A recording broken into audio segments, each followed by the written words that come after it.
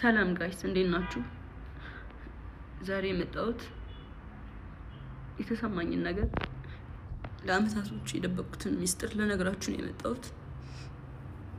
አይ ኖ ሪሌሽንሺፓችን ድብቅ ነበር፣ ኦፊሻል አላደረግነው። እሱም የኔ ጥፋት ሊሆን ይችላል አይሆንም ይችላል አላውቅም። ሜቢ አሁን ማወራላችሁ ብዙ ወሬ ስላለ ነው። እና ከጆን ዳንኤል ጋር ሪሌሽንሺፕ ውስጥ ነበርኩኝ። ግን ሪሌሽንሺፕ ውስጥ ሆነን ጸባችን ነበር የሚበዛው። በጣም ነበር የሚያሰቃየኝ፣ በጣም ነበር የሚመታኝ፣ በጣም ነበር የሚያስፈራራኝ።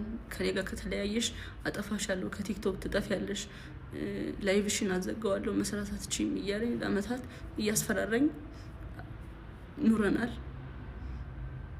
እና አሁን ትናንትና ደግሞ አካውንቴን ባን አድርጎታል።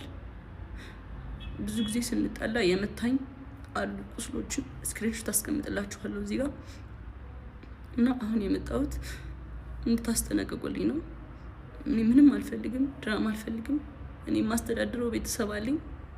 እኔን የሚጠብቁ ከኔ የሚጠብቁ ቤተሰቦች አሉኝ። ለነሱ ነው የምኖረው። እና እንዲያልፍልኝ ለእናንተ መናገር ፈልጋለሁ። እና አመሰግናለሁ። አካውንቴ ባን ሆኗል። ከዚህ በፊት ዋርኒንግም ኑሮ ታያቅም ታውቃላችሁ።